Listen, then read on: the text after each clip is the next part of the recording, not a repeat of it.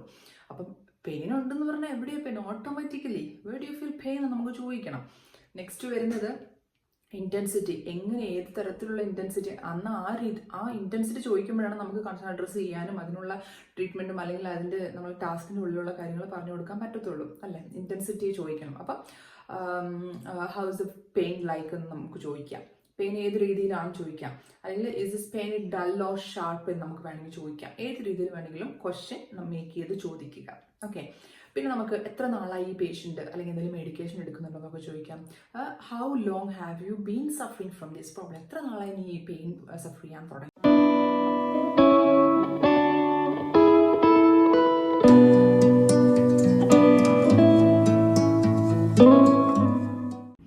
Hi there, it's me Rona from OIT success line.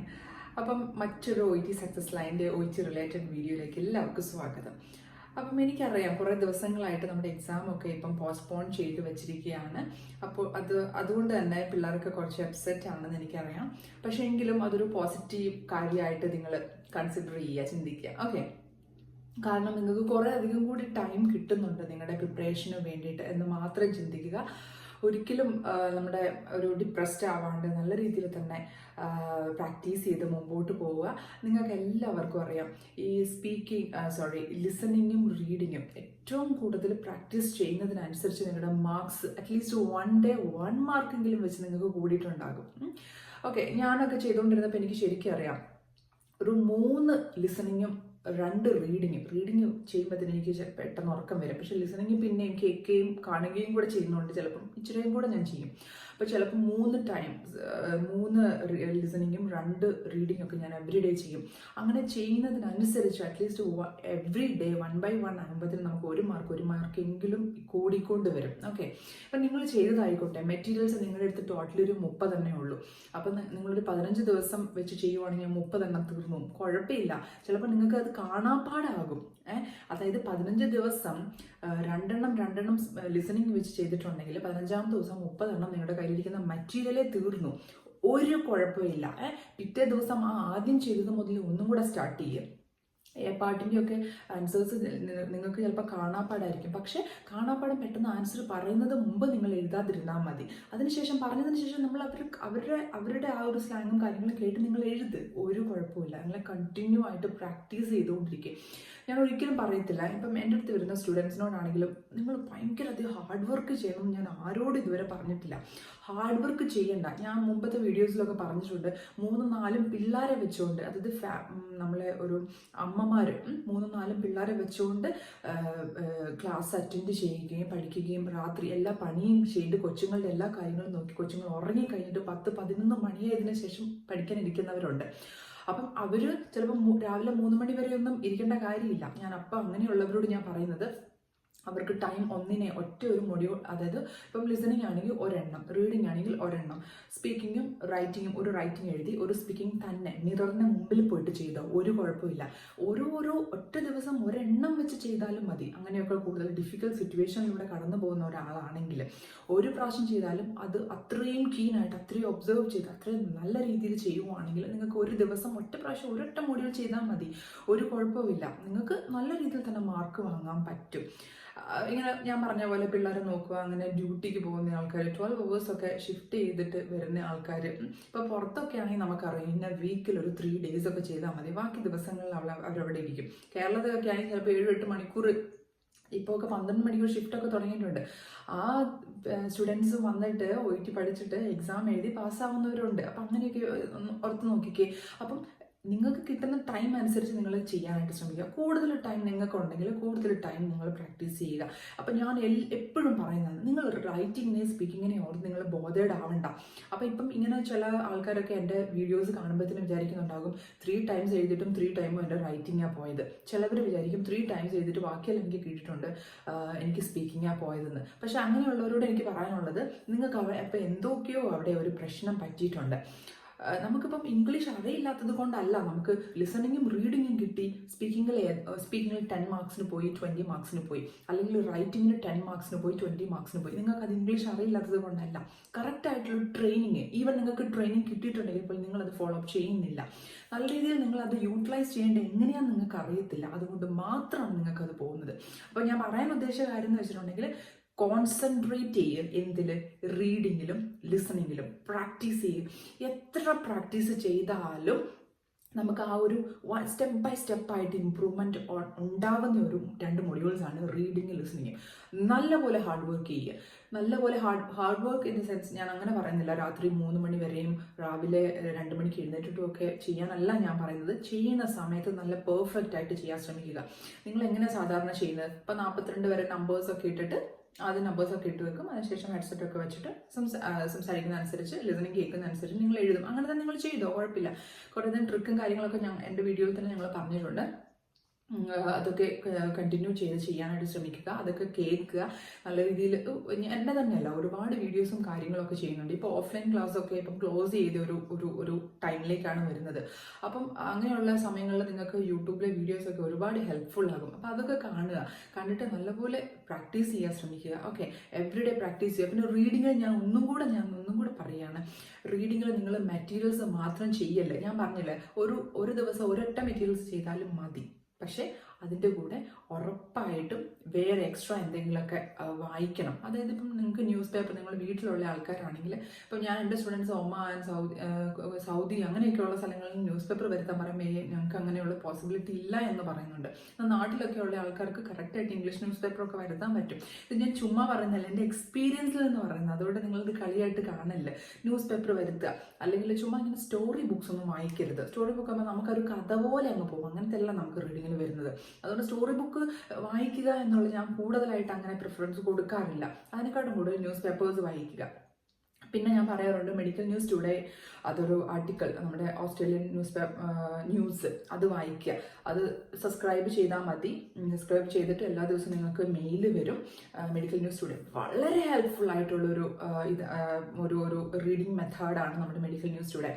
എനിക്ക് തോന്നുന്നത്, എൻ്റെ വീഡിയോ കണ്ടിട്ട് ഇഷ്ടം പോലെ പിള്ളേർ, നിങ്ങൾക്ക് വീഡിയോസിൻ്റെ കമൻസ് ഒക്കെ വായിച്ചിട്ടുണ്ടെങ്കിൽ നിങ്ങൾക്ക് അറിയാം, ഈ മെഡിക്കൽ ന്യൂസ് ടുഡേ നിങ്ങൾക്ക് വായിച്ചിട്ട് എത്രമാത്രം പിള്ളേർക്ക് അത് ഇമ്പ്രൂവ്മെൻ്റ് ആക്കി, എത്രമാത്രം അവരുടെ മാർക്സ് ഇമ്പ്രൂവ് ചെയ്യാൻ വേണ്ടിയിട്ട് അവരെ ഹെൽപ്പ് ചെയ്തു. നിങ്ങൾക്ക് കമൻസിൽ മാത്രം, ഞാൻ ആരെങ്കിലും വെച്ച് കമൻറ്റ് ചെയ്യിപ്പിക്കുന്നൊന്നുമല്ല, എല്ലാ വീഡിയോസിലും ഓരോ കണ്ടാൽ മതി. ഓക്കെ, ഇപ്പം എനിക്ക് സ്റ്റുഡൻസിന് അറിയത്ത് പോലും ഇല്ല, എൻ്റെ അടുത്ത് ക്ലാസ് പോലും എടുക്കാത്ത പിള്ളേർ പറയുവാണ് മെഡിക്കൽ ന്യൂസ് ടുഡേ അത്രയ്ക്കും ഹെൽപ്ഫുൾ ആയിന്ന്.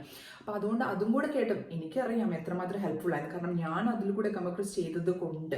ഇപ്പോൾ വേറൊരാൾ എങ്ങനെയാണ് ചെയ്യുന്നത്, എൻ്റെ അടുത്ത് സ്റ്റുഡൻസ് വരും, ഞാനിങ്ങനെ പറഞ്ഞു കൊടുക്കുക അത് എങ്ങനെയാണ് ചെയ്യേണ്ടതെന്നുള്ള രീതിയിൽ.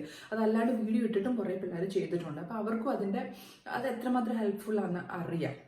അപ്പോൾ അതുകൊണ്ടാണ്, ഇപ്പം മുമ്പത്തെ വീഡിയോസ് ഒന്നും കാണാത്ത ആൾക്കാരാണെങ്കിൽ അതൊന്ന് പോയി കണ്ട് അതൊന്ന് സബ്സ്ക്രൈബ് ചെയ്ത് നല്ല രീതിയിൽ തന്നെ ഒന്ന് റീഡിങ് ഇമ്പ്രൂവ് ചെയ്യാനായിട്ട് ശ്രമിക്കുക. ഇപ്പം IELTS-നെയും OET-നെയും കമ്പയർ ചെയ്ത് നോക്കുമ്പോഴത്തേനും റീഡിങ് ശരിക്കും പറഞ്ഞാൽ നമ്മുടെ OET-ൽ ഇച്ചിരി ടഫാണ്, IELTS-നെക്കാട്ടും ടഫാണ്. അപ്പോൾ അതിൽ കൂടുതലായിട്ട് നമുക്ക് ചെയ്യണമെങ്കിൽ എന്തെങ്കിലുമൊക്കെ ചെയ്യണം. എന്തെങ്കിലുമൊക്കെ നമ്മൾ ചുമ്മാ റീഡിങ്ങിൻ്റെ മെറ്റീരിയൽസ് മാത്രം നോക്കിയിട്ട് ഒരു കാര്യമില്ല. അത് ഞാൻ ഒന്നും കൂടെ പറയുകയാണ്, ഒരു കാര്യമില്ല. മെറ്റീരിയൽസ് മാത്രം നിങ്ങൾ കൈപ്പിടിച്ചുകൊണ്ടിരിക്കരുത്. പക്ഷേ ലിസണിങ്ങിൽ നിങ്ങൾ മെറ്റീരിയൽസ് മാത്രം ചെയ്താൽ മതി. എവറിഡേ 2 ടൈംസ് നിങ്ങൾ ചെയ്താൽ മതി നിങ്ങളുടെ ലിസണിങ്. പക്ഷേ റീഡിങ് അങ്ങനെ ചെയ്യല്ലേ. റീഡിങ് ഉറപ്പായിട്ടും എക്സ്ട്രാ മെറ്റീരിയൽസ് നിങ്ങളെടുത്ത് വേണം. മെറ്റീരിയൽസ് ഇൻ ദ സെൻസ് നമുക്ക് 50 മിനിറ്റ്സിൻ്റെ 30 മിനിറ്റ്സിൻ്റെ 35 മിനിറ്റ്സിൻ്റെ അതല്ല ഞാൻ ഉദ്ദേശിച്ചത്. നമ്മുടെ മെറ്റീരിയൽസ് അല്ല ഞാൻ ഉദ്ദേശിച്ചത്. എക്സ്ട്രാ ആയിട്ട് ന്യൂസ് പേപ്പർ അങ്ങനത്തെ കാര്യങ്ങളൊക്കെ ഉറപ്പായിട്ടും വായിച്ചിരിക്കണം. ഓക്കെ, അങ്ങനെയാണെങ്കിൽ റീഡിങ്ങിൽ ഉറപ്പായിട്ട് നിങ്ങൾക്ക് ഇമ്പ്രൂവ് ചെയ്യാൻ പറ്റും. പിന്നെ വേറൊരു കാര്യമുള്ളത്, ഞാൻ പിന്നെ പറയാൻ വിട്ടത് റൈറ്റിങ്ങിനും സ്പീക്കിങ്ങിനും കാര്യം. ഞാൻ നേരത്തെ പറഞ്ഞ പോലെ നിങ്ങൾ ഏത് രീതിയിലാണ് നിങ്ങളുടെ നോളേജ് നിങ്ങളവിടെ യൂട്ടിലൈസ് ചെയ്യുന്നത്, അതിനനുസരിച്ചായിരിക്കും നിങ്ങൾക്ക് റൈറ്റിങ്ങും സ്പീക്കിങ്ങും നിങ്ങൾക്ക് ഇമ്പ്രൂവ് ചെയ്യാൻ പറ്റുന്നത്. അതുകൊണ്ട് തന്നെ റൈറ്റിങ്ങിലും സ്പീക്കിങ്ങിലും നിങ്ങൾ കറക്റ്റായിട്ട് ഒരു 30 ലെറ്റർ, ഒരു ആവറേജ് സ്റ്റുഡൻറ്റിന്, വലിയ ബുദ്ധിജീവികൾക്കുള്ള ഇതൊന്നും അല്ല ഞാൻ പറയുന്നത്. ഓക്കെ, ഒരാഴ്ച കൊണ്ട് ലെറ്ററൊക്കെ എഴുതിയ ആൾക്ക് ചേച്ചിമാരെ എനിക്കറിയാം. ഒരൊറ്റ ആഴ്ച മാത്രം എടുത്തിട്ട് ലെറ്റർ ജസ്റ്റ് ഒന്ന് നമ്മുടെ അടുത്ത് ക്ലാസ് വന്ന് എടുത്ത് എക്സാമിന് പോയിട്ട് പാസ്സായ ചേച്ചിമാരുണ്ട്.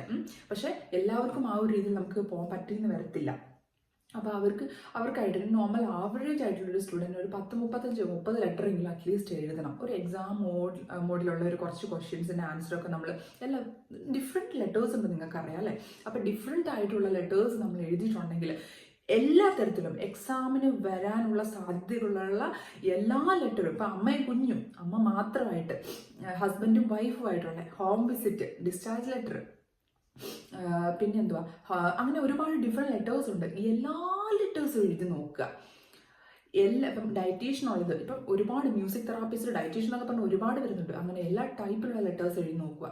ഒരെണ്ണം തന്നെ ഡിസ്ചാർജ് ലെറ്റർ തന്നെ എഴുതിയിട്ട് കാര്യമില്ല. നമ്മൾ നേഴ്സിനെ വീട്ടിലേക്ക് വിളിക്കുന്നത് ഹോം വിസിറ്റ് മാത്രമല്ല, a nurse to be sang to, ആ ഒരു രീതിയിൽ എഴുതണം. അങ്ങനെ എല്ലാ ഡിഫറെൻറ്റ് ടൈപ്സിലുള്ള ലെറ്റേഴ്സ് നിങ്ങൾ എഴുതി പഠിക്കും. ഉറപ്പായിട്ടും ഒരു 30 ലെറ്റർ നിങ്ങൾ എഴുതിയിട്ടുണ്ടെങ്കിൽ നിങ്ങൾക്ക് ഉറപ്പായിട്ടും റൈറ്റിംഗ് സ്കോർ കൂട്ടാൻ സാധിക്കും.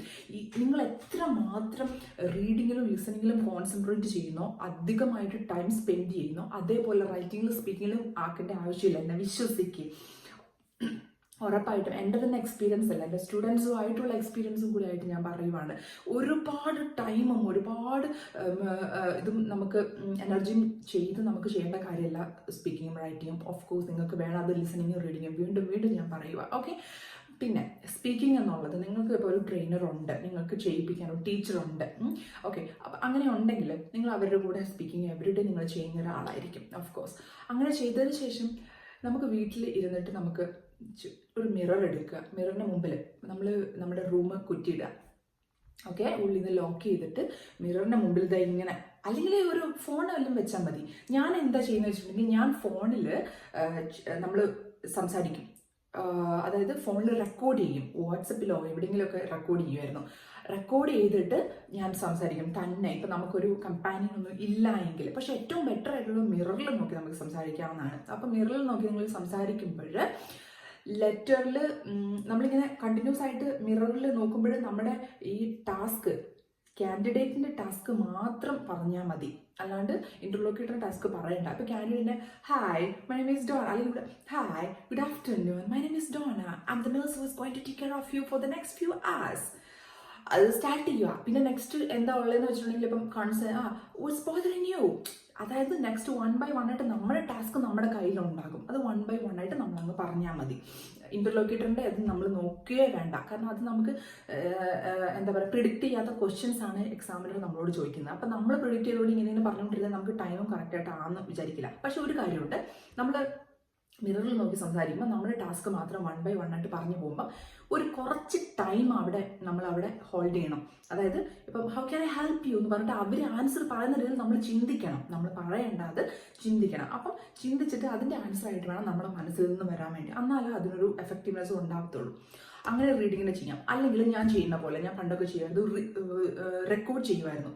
വാട്സപ്പിലോ നോർമൽ ഫോൺ റെക്കോർഡിലോ എന്തിലെങ്കിലും ചെയ്യാം. ഓക്കെ, അതിൽ ഫോൺ റെക്കോർഡിൽ നമ്മൾ ചെയ്യുമ്പോൾ അതിൽ ഏറ്റവും കൂടുതലൊരു മെയിൻ ആയിട്ടുള്ളൊരു കാര്യം എനിക്ക് പറയാനുള്ളത്, റെക്കോർഡ് ചെയ്യുമ്പോൾ നമ്മുടെ ഈ വൃത്തിയായിട്ട സൗണ്ട് നമുക്ക് മനസ്സിലാകും അല്ലേ. പിന്നെ ശരിക്കും പറഞ്ഞിട്ടുണ്ടെങ്കിൽ സൗണ്ടിൻ്റെ കാര്യമല്ല ഞാൻ പറഞ്ഞത്, നമ്മുടെ ഈ ഹമ്മിങ് ഒക്കെ വരുന്ന ഇപ്പം ഇങ്ങനെയൊക്കെയുള്ള സംഭവങ്ങളുണ്ടല്ലോ, നമ്മളത് ഞാനും അങ്ങനെ ഇതിനെ ഉപയോഗിക്കുന്നവരായിരുന്നു. അങ്ങനെ തന്നെ ഉപയോഗിച്ചുകൊണ്ടിരുന്ന ഒരാളായിരുന്നു.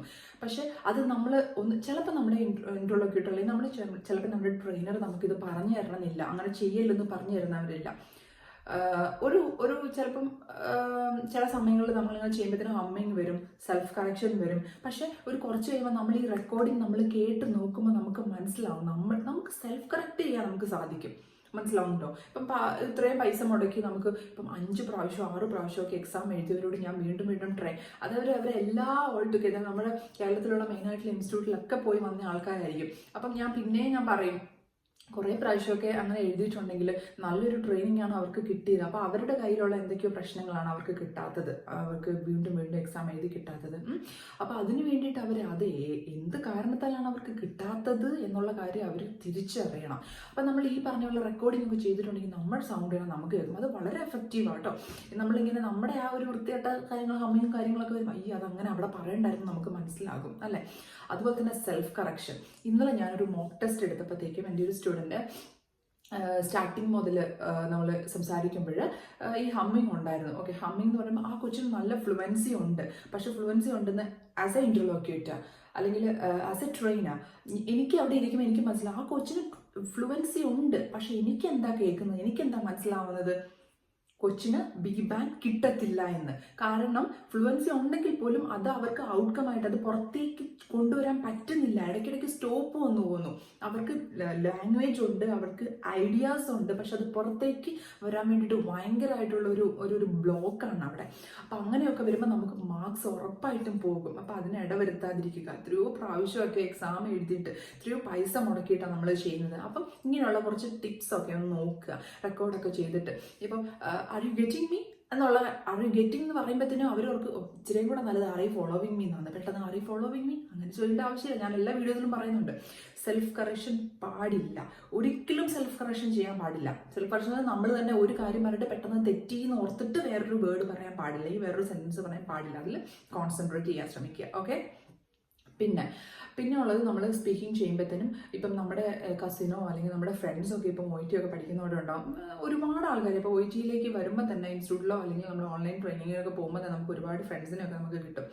അപ്പം അങ്ങനെ ഒരു കമ്പാനിയനെ നമ്മൾ ഉണ്ടാക്കുക, ഒരു ഫ്രണ്ടിനെ നമ്മൾ ഉണ്ടാക്കുക. അവർക്ക് നമുക്ക് സമയമുള്ള സമയത്ത് ഒരാൾ ഇൻ്റർലോക്യൂട്ടർ ആവുക, ഒരാൾ കാൻഡിഡേറ്റ് ആയിട്ട് നമ്മൾ സംസാരിക്കാനായിട്ട് ശ്രമിക്കുക. അപ്പോൾ ആ ഒരു രീതിയിൽ നമ്മൾ ചെയ്യുമ്പോഴത്തേനും കുറച്ചും കൂടി ഇമ്പ്രൂവ്മെൻ്റ് ഉണ്ടാകും. പക്ഷേ ഇതിനൊക്കെ ഏറ്റവും കൂടുതൽ നല്ലത് ഞാൻ പറയുന്നത് മിററിൽ നോക്കി സംസാരിക്കുന്ന വെച്ചാൽ ആ ഒരു എന്താ പറയുക, നല്ലൊരു നമുക്ക് ആ ഒരു തൻ്റെയാണ് അല്ലെങ്കിൽ ആ സംസാരിക്കാനുള്ളൊരു ഫ്ലുവൻസ് ഉണ്ടാക്കിയെടുക്കാനാണ് ഞാൻ മിററിൻ്റെ കാര്യം പറഞ്ഞത്. പക്ഷേ ഏറ്റവും ബെറ്റർ റെക്കോർഡിങ് ചെയ്യുന്ന നല്ലൊരു സിസ്റ്റമാണ്. അതുകൂടെ നിങ്ങൾ ചെയ്യാനായിട്ട് ശ്രമിക്കുക. പിന്നെ ഇപ്പം ഞാൻ ഇച്ചിരി കൂടുതൽ വലിയ വലിയ കാര്യങ്ങൾ ഇങ്ങനെ പറഞ്ഞു പോയി, സോറി. ഞാനിപ്പം ഇവിടെ വന്നിരിക്കുന്നത് സ്പീക്കിങ്ങിൻ്റെ കുറച്ച് കറക്ഷൻസ് ഒക്കെ ഒന്ന് പറയാൻ വേണ്ടിയിട്ടാണ്. മെയിനായിട്ട് നമ്മുടെ ഇൻട്രൊഡക്ഷൻ അല്ല, ഇത് ഞാൻ മുമ്പ് പറഞ്ഞിട്ടുണ്ട് കുറച്ച് കാര്യങ്ങളൊക്കെ, പക്ഷേ കുറച്ചും കൂടെ കാര്യങ്ങൾ എനിക്ക് പറയാനുണ്ട്. അതിൽ യെസ്, നമ്മൾ ഒരു ഇൻട്രൊഡക്ഷൻ സ്റ്റാർട്ട് ചെയ്യുമ്പം തന്നെ I am the registered nurse അങ്ങനെ എപ്പോഴാണ് പറയുന്നത്? സാധാരണ നമ്മൾ ക്ലിനിക്കിലൊക്കെ ആണെങ്കിൽ I am the registered nurse working in this suburban clinic അങ്ങനെയൊക്കെ നമുക്ക് പറയാം അല്ലേ. I am the registered nurse, I am one of the നമ്മൾ പറയത്തില്ല. പക്ഷെ നോർമൽ വാർഡിലൊക്കെ ആണെങ്കിൽ I am one of the registered nurses working in this hospital അല്ലെങ്കിൽ working in this medical ward എന്നൊക്കെ നമുക്ക് പറയാം. അതല്ലെങ്കിൽ മെയിനായിട്ട് ഇപ്പം ഹെഡ് നേഴ്സ് ഒക്കെ വരുമ്പോഴത്തേനും I am one of the I am one of the head nurses എന്നൊന്നും പറയാൻ പാടില്ല. I am the head nurse, I am the head nurse, അത്രയും മതി. അങ്ങനെ കുറേ അധികം പേരുണ്ടാകുമ്പോഴാണ് I am one of the എന്നൊക്കെ നമ്മൾ പറയുന്നത്. കുറേ പേരിൽ ഒരാൾ, ഹെഡ് നേഴ്സ് ഒക്കെ 1-2 ഒക്കെ ഉണ്ടാവുള്ളൂ. അപ്പോൾ I am the head nurse working in this hospital. അപ്പം നമ്മൾ ഇപ്പം സാധാരണ I am the registered nurses എന്ന് പറയുമ്പം I just came here to take care of you for the next few hours അങ്ങനെയൊക്കെ നമ്മൾ പറഞ്ഞാൽ ഞാൻ നിങ്ങളെ നെക്സ്റ്റ് കുറച്ച് അവേഴ്സിലേക്ക് അല്ലെങ്കിൽ ദിസ് ഇസ് മൈ ഷിഫ്റ്റ് അല്ലെങ്കിൽ നെക്സ്റ്റ് കുറച്ച് അവേഴ്സിലേക്ക് ഞാൻ നിങ്ങളെ ടേക്ക് കെയർ ചെയ്യാൻ പോകുന്നൊക്കെ പറയും. പക്ഷേ മെയിനായിട്ട് നമ്മൾ ഹെഡ് നേഴ്സ് ഒക്കെ ആകുമ്പം I am the head nurse, I just came here as part of my daily റൗണ്ട്സിൻ്റെ ഒരു പാർട്ടായിട്ട് ഞാൻ വന്നതാണ്. അങ്ങനെയുള്ള കുറച്ച് കാര്യങ്ങളൊക്കെ ഒന്ന് പഠിച്ചു വെക്കുക. ആ ഒരു രീതിയിൽ നമുക്ക് സംസാരിക്കാനായിട്ട് പറ്റും. പിന്നെ ഉള്ളത് ഈ ഹോം വിസിറ്റിനൊക്കെ പോകുമ്പോഴത്തേനും നമുക്ക് പറയാം, ഫസ്റ്റ് നമ്മൾ പോകുമ്പം നമ്മളെ തന്നെ ഇൻട്രൊഡ്യൂസ് ചെയ്യും. Hello, good afternoon, my name is Sini. അങ്ങനെ നമ്മൾ പറഞ്ഞിട്ട് I'm the registered nurses from your district hospital അല്ലെങ്കിൽ from your locality hospital എന്നൊക്കെ നമുക്ക് കമ്മ്യൂണിറ്റി ഹെൽത്ത് സെൻറ്റർ എന്നൊക്കെ നമുക്ക് വേണമെങ്കിൽ പറയാം. ഓക്കെ. അപ്പം അതിനു മുമ്പ് നമ്മൾ പറയുന്നത് വെച്ചിട്ടുണ്ടെങ്കിൽ ഇത് അവർ തന്നെയാണോ, ഈസ് ദിസ് നിഖിൽസ് ഹൗസ് എന്നുള്ള രീതിയിൽ നമുക്ക് ചോദിക്കാം. അവർ നമ്മൾ കൺഫേം ചെയ്യാൻ വേണ്ടിയിട്ട്. എന്നിട്ട് അങ്ങനെ കൺഫേം ചെയ്തതിന് ശേഷം ക്യാൻ ഐ കം ഇൻസൈഡ് നമുക്ക് പറയാമല്ലോ വേണമെങ്കിൽ ഒരു നമ്മൾ പെർമിഷൻ ചോദിക്കുന്ന ഒരു രീതിയിൽ ക്യാൻ ഐ കം ഇൻസൈഡ് എന്ന് ചോദിച്ചിട്ട് അപ്പോൾ യെസ് അവർ പറയുകയാണെങ്കിൽ ഓക്കെ നമ്മൾ ഉള്ളിലേക്ക് പോകുന്നു. അത് നമുക്ക് പറയാം. The purpose of my visit is, നമ്മുടെ പർപ്പസ് ആണ് നെക്സ്റ്റ് പറയേണ്ടത്. The purpose of my visit is to teach you regarding insulin administration. If you don't mind, can I start with it? അങ്ങനെയൊക്കെ എന്തെങ്കിലുമൊക്കെ കുറച്ച് കാര്യങ്ങളൊക്കെ ഒന്ന് പഠിച്ചു വെച്ചാൽ സംസാരിക്കാനായിട്ട് ശ്രമിക്കുക. ഇത് ഇങ്ങനെയൊക്കെ പറഞ്ഞതെന്ന് വെച്ചിട്ടുണ്ടെങ്കിൽ ആ ഒരു സ്പീക്കിങ്ങിന് കുറച്ച് ഒരു കൊഴുപ്പ് കൂട്ടാണെന്നൊക്കെ പറയത്തില്ലേ. നമ്മളിങ്ങനെ ആ ടാസ്ക് കിട്ടിയപ്പോൾ hello my name is Tony Thomas അങ്ങനെ നമ്മൾ പറയാനായിട്ട് ശ്രമിക്കില്ല. ഒരു വോയിസ് മോഡുലേഷനൊക്കെ ഒന്ന് വരുത്തി നല്ലപോലെ ക്യാൻ ഐ കം ഇൻസൈഡ് എന്ന് പറയാം. അങ്ങനെ ക്യാൻ ഐ കം ഇൻസൈഡ് എന്ന് ആ ഒരു രീതിയിൽ ചോദിച്ചിട്ട് പിന്നെ വാട്ട്സ് യുവർ നെയിം അത് ചോദിക്കേണ്ട ആവശ്യമില്ല. വാട്ട്സ് യുവർ നെയിം നോർമൽ നമുക്കിങ്ങനെ ചോദിച്ചാൽ മതി. അല്ലെങ്കിൽ what's your name, if you don't mind can I please tell me your name ചോദിക്കാമല്ലോ. അങ്ങനെ ആ രീതിയിൽ അങ്ങ് സംസാരിക്കണം. ഓക്കെ. പിന്നെ മെയിനായിട്ട് നമ്മൾ വേറൊരു കാര്യം കൂടെ എനിക്ക് പറയാനുള്ളത്, ഇൻട്രൊഡക്ഷൻ്റെ ആ ഒരു ഓൾമോസ്റ്റ് നമ്മൾ ഏതൊക്കെ ഡിഫറെൻറ്റ് രീതിയിലാണ് നമ്മൾ സംസാരിക്കേണ്ടത് നമ്മൾ പറഞ്ഞു. പിന്നെയാണെങ്കിൽ എമർജൻസി സിറ്റുവേഷനിലൊക്കെ ഞാൻ മുമ്പത്തെ വീഡിയോ ഒരെണ്ണം ചെയ്തപ്പോഴത്തേക്കും എമർജൻസി സിറ്റുവേഷനിൽ നമ്മൾ സംസാരിക്കുമ്പോൾ നമ്മൾ ഇൻട്രൊഡ്യൂസ് ചെയ്യണം അല്ലേ. എല്ലാ എമർജൻസി സിറ്റുവേഷനിലും നമ്മൾ ഇൻട്രൊഡ്യൂസ് ചെയ്യണം തന്നെയാണ്. പക്ഷെ നമുക്കറിയാം ഡിപ്പെൻസ് പ്രോബ്ലം. എമർജൻസി സിറ്റുവേഷൻ എത്ര ക്രിട്ടിക്കലാണ് അല്ലെങ്കിൽ എത്ര ഇമ്പോർട്ടൻ്റ് ആണെന്ന് നമ്മൾ നോക്കുക. വളരെയധികം പേഷ്യൻ്റ് കൊളാപ്സ് ആയി കിടക്കുന്ന ഒരു പേഷ്യൻ്റ് അൺകോൺഷ്യസ് ആയി കിടക്കുന്നത് മിസ്റ്റോണിക്ക് താമസ് അതിന് പറയേണ്ട ആവശ്യമില്ല അല്ലേ, അങ്ങനെ പറയേണ്ട ആവശ്യമില്ല.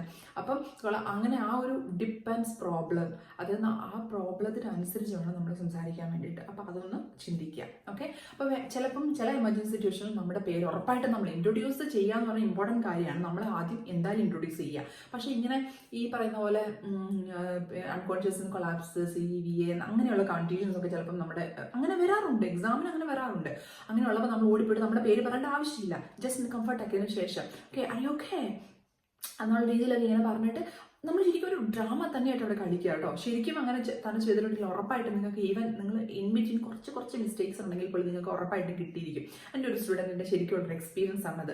ഒരു എമർജൻസി സിറ്റുവേഷൻ വന്നപ്പം ഇടയ്ക്കൊക്കെ കുറച്ചൊന്നും ഇങ്ങനെ കട്ടായി പോയെങ്കിലും നല്ല രീതിയിൽ തന്നെ ഡ്രാമ ചെയ്ത് ശരിക്കും നല്ല രീതിയിൽ തന്നെ അവൾ ചെയ്തു. പക്ഷെ അവൾ എക്സാം കഴിഞ്ഞ് വന്നപ്പോഴത്തേക്കും ഭയങ്കര കരച്ചിലും കാര്യങ്ങളൊക്കെ ആയിരുന്നു. പക്ഷേ 360 മാർക്ക് ഉണ്ടായിരുന്നു. 360 മാർക്ക് സ്പീക്കിങ്ങിനുണ്ടായിരുന്നു അവൾക്ക്. അപ്പം എത്രമാത്രം അവൾക്ക് ഭയങ്കര ടഫായിരുന്നു. മാം അതായിരുന്നു ഇതായിരുന്നു ഒക്കെ കരഞ്ഞ് ഞാനും വിചാരിച്ചതേ പോയി കാര്യം അങ്ങനെയുള്ള. പക്ഷെ റിസൾട്ട് വന്നപ്പോഴത്തേക്ക് ആ മാർക്ക് കിട്ടി. അപ്പം എനിക്ക് ആ മനസ്സിലായി നമ്മളൊരു ഡ്രാമ രീതിയിൽ നമ്മൾ ശരിക്കും തന്നെ നമ്മളല്ല അവിടെ, നമ്മുടെ മുമ്പിൽ ആരും ഇല്ല. പക്ഷെ ഇന്റർവ്യൂവിലൂടെ സംസാരിക്കാൻ നല്ല അടിച്ചു പൊളിച്ചൊക്കെ സംസാരിക്കുക, ഉറപ്പായിട്ട് നിങ്ങൾക്ക് കിട്ടിയിരിക്കും. പക്ഷെ ഞാൻ പറയാറുള്ള പോലെ ആഷ്ബൂഷ് ഇംഗ്ലീഷിന്റെ how can I help you ആ ഒരു നമുക്ക് വലിയ എന്താ പറയുക നമ്മുടെ ബ്രിട്ടീഷ് ആക്സെൻറ്റും കാര്യങ്ങളൊന്നും എടുത്ത് സംസാരിക്കേണ്ട ആവശ്യമില്ല. നമ്മൾ നല്ല രീതിയിൽ നമ്മൾ മലയാളികളാണെങ്കിൽ എന്നുള്ള രീതിയിൽ മാത്രം സംസാരിച്ചാൽ മതി. വലിയ രീതിയിൽ അങ്ങോട്ട് ആഷ്ബൂഷൊന്നും ആവശ്യമില്ല. അങ്ങനെ സംസാരിച്ച് ഉറപ്പായിട്ടും കിട്ടും. ഓക്കെ. ആ ഒരു രീതിയിൽ നോക്കാം. പിന്നെയുള്ള കുറച്ച് കാര്യം വെച്ചിട്ടുണ്ടെങ്കിൽ നമ്മൾ ഹോം വിസിറ്റിൻ്റെ കാര്യങ്ങൾ പറഞ്ഞു. പിന്നെ കൺസേണിൻ്റെ കാര്യങ്ങൾ. കൺസേൺ നമ്മൾ ചോദിക്കുമ്പോഴേക്കും I can see that you are quite upset എന്നുള്ള രീതിയിൽ നമുക്ക് വേണമെങ്കിൽ സ്റ്റാർട്ട് ചെയ്യാം കൺസേൺ പറയുമ്പോഴത്തേനും. ഓക്കെ. അതിനുശേഷം ഇപ്പോൾ അവർ പറയുമോ അല്ലെങ്കിൽ I can see that you are quite upset what happen പറഞ്ഞു I am suffering from this pain എന്ന് പറയുവാണെങ്കിൽ കറക്റ്റ് ഒരു നെക്സ്റ്റ് ക്വസ്റ്റ്യൻ എന്ന് പറഞ്ഞിട്ടുണ്ടെങ്കിൽ അതിൻ്റെ ലൊക്കേഷൻ നമ്മൾ ചോദിക്കുക എന്നുള്ളതാണ്. ഓക്കെ. അപ്പം where do you feel pain എന്നുള്ള രീതിയിൽ നമുക്ക് ചോദിക്കാം. നമുക്ക് ലൊക്കേഷൻ ഉറപ്പായിട്ട് മനസ്സിലാക്കണം. നമ്മൾ ശരിക്കും പറഞ്ഞാൽ ഒരു സിസ്റ്റമാറ്റിക് രീതിയിലായിരിക്കണം നമ്മൾ ഓരോ സ്പീക്കിങ്ങിന് നമ്മളെല്ലാം കൂടെ പഠിച്ചിട്ട് മാത്രം പോയി സംസാരിക്കാൻ നമുക്ക് പറ്റത്തില്ല. അവർ പറയുന്ന അനുസരിച്ച് വേണം നമ്മൾ ചെയ്യാൻ വേണ്ടിയിട്ട്. അപ്പം നമ്മളൊരു കഥ പോലെ അവർ പറയുന്ന കാര്യങ്ങൾ ഒരു കഥ പോലെ നമ്മുടെ മനസ്സിൽ സങ്കല്പിച്ചാലേ നമുക്ക് കാര്യങ്ങൾ പറയാനായിട്ട് പറ്റത്തുള്ളൂ. അപ്പം പെയിൻ ഉണ്ടെന്ന് പറഞ്ഞാൽ എവിടെയാണ് pain? Automatically where do you feel pain എന്ന് നമുക്ക് ചോദിക്കണം. നെക്സ്റ്റ് വരുന്നത് ഇൻറ്റൻസിറ്റി. എങ്ങനെ ഏത് തരത്തിലുള്ള ഇൻറ്റൻസിറ്റി അന്ന് ആ ഇൻറ്റൻസിറ്റി ചോദിക്കുമ്പോഴാണ് നമുക്ക് കൺസേൺ അഡ്രസ്സ് ചെയ്യാനും അതിനുള്ള ട്രീറ്റ്മെൻറ്റും അല്ലെങ്കിൽ അതിൻ്റെ നമ്മൾ ടാസ്കിൻ്റെ ഉള്ളിലുള്ള കാര്യങ്ങൾ പറഞ്ഞു കൊടുക്കാൻ പറ്റത്തുള്ളൂ അല്ലേ. ഇൻറ്റൻസിറ്റി ചോദിക്കണം. അപ്പം how is the pain like എന്ന് നമുക്ക് ചോദിക്കാം.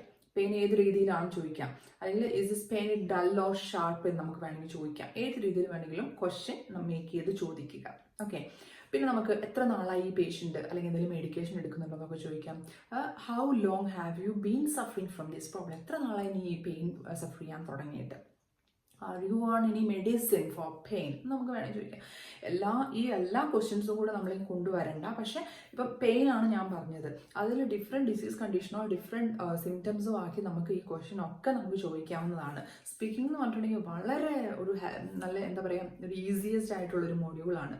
ഞാൻ നേരത്തെ പറഞ്ഞ പോലെ റൈറ്റിങ്ങും സ്പീക്കിങ്ങും ഐ ഫീൽ. ഓക്കെ. എൻ്റെ ഒരു ഇതിൽ എപ്പോഴും ഞാൻ അങ്ങനെയാണ്. റീഡിങ് ലിസണിങ് ആണ് കൂടുതലായിട്ടും സ്റ്റുഡൻസിനാണെങ്കിലും കോൺസെൻട്രേഷൻ വേണ്ടത്. ഇത് രണ്ടും കുറച്ച് കാര്യങ്ങൾ മനസ്സിലാക്കി കഴിഞ്ഞാൽ അത് പ്രോപ്പർ രീതിയിൽ നിങ്ങളുടെ മൈൻഡിലേക്ക് എത്തിക്കഴിഞ്ഞാൽ നിങ്ങൾക്ക് റൈറ്റിങ്ങും സ്പീക്കിങ്ങും മാർക്ക് സ്കോർ ചെയ്യാൻ വേണ്ടിയിട്ട് ഒരു തരത്തിലുള്ള കുഴപ്പവും വരത്തില്ല. ഓക്കെ. അപ്പം അങ്ങനെ ഇൻറ്റൻസിറ്റിയും കാര്യങ്ങളൊക്കെ ചോദിക്കാം. കൺസേൺ അഡ്രസ്സിങ് ഇൻ ബിറ്റ്വീൻ പറയണം. Okay. I am so sorry to hear that. Okay. I can feel that pain. I can sense your feelings എന്നൊക്കെ പറഞ്ഞിട്ട് എന്തെങ്കിലുമൊക്കെ പഠിച്ചു വെച്ചങ്ങ് പറഞ്ഞേക്കുക. ഓക്കെ. ഇങ്ങനെയുള്ള കാര്യങ്ങൾ ഒരു ബുക്ക് നിങ്ങൾക്ക് ഉറപ്പായിട്ടും വേണം റൈറ്റിങ്ങിൽ സ്പീക്കിങ്ങിൽ. ഓക്കെ. ഇങ്ങനെയുള്ള കുറച്ച് കാര്യങ്ങളൊക്കെ എഴുതി വെച്ചങ്ങ് സംസാരിക്കാനായിട്ട് ശ്രമിക്കുക. അപ്പം നിങ്ങൾക്ക് ഓട്ടോമാറ്റിക്കലായിട്ട് നിങ്ങൾക്ക് ഇമ്പ്രൂവ്മെൻറ്റ് വന്നോളും. ഓക്കെ. അപ്പം ഇനി കൂടുതലായിട്ട് ഞാൻ അങ്ങോട്ട് നീട്ടുന്നില്ല. ഇനി നെക്സ്റ്റ് വീഡിയോ ആയിട്ട് പെട്ടെന്ന് തന്നെ വരുന്നതായിരിക്കും. അപ്പം ആർക്കെങ്കിലും സ്റ്റുഡൻസിന് നമ്മുടെ ക്ലാസ് ഓൺലൈൻ ക്ലാസ്സസ് എടുക്കാൻ താല്പര്യം ഉണ്ടെങ്കിൽ ഞങ്ങളുടെ നമ്പേഴ്സ് ഉണ്ട്, അതിൽ കോൺടാക്ട് ചെയ്യാവുന്നതാണ്. ആദ്യം മെസ്സേജ് അയച്ചാൽ മതി, I will be contacting you back. Okay, ഞാൻ കോൺടാക്ട് ചെയ്യും. നിങ്ങൾ ജസ്റ്റ് മെസ്സേജ് അയച്ചാൽ മതി, താല്പര്യമുണ്ടോ അല്ലയോ, ഡീറ്റെയിൽസ് അറിയാൻ വേണ്ടിയിട്ടാണോ, എന്തെങ്കിലും മെസ്സേജ് അയച്ചാൽ ഞാൻ കോൺടാക്ട് ചെയ്യുന്നതായിരിക്കും വാട്സാപ്പിൽ. ഓക്കെ, ഇപ്പോൾ വിളിച്ചാൽ നമ്മളെന്തെങ്കിലും മോക്ക് ടെസ്റ്റ് എടുക്കുകയോ കാര്യങ്ങളൊക്കെ ആയിരിക്കും. അപ്പോൾ എല്ലാ ടൈമിലും നമുക്ക് എടുക്കാൻ പറ്റത്തില്ല ഫോണ്. പക്ഷേ മെസ്സേജ് അയച്ചാൽ ഞാൻ എപ്പോഴും പറയാറുള്ള പോലെ 2-3 hours നമ്മൾ ഉറപ്പായിട്ടും റിട്ടേൺ കോൺടാക്ട് ചെയ്യുന്നതായിരിക്കും. ഓക്കെ, അപ്പം നെക്സ്റ്റ് വീഡിയോസ് ആയിട്ട് വരുന്നത് വരെ എല്ലാവർക്കും good bye. God bless you all. Okay, thank you.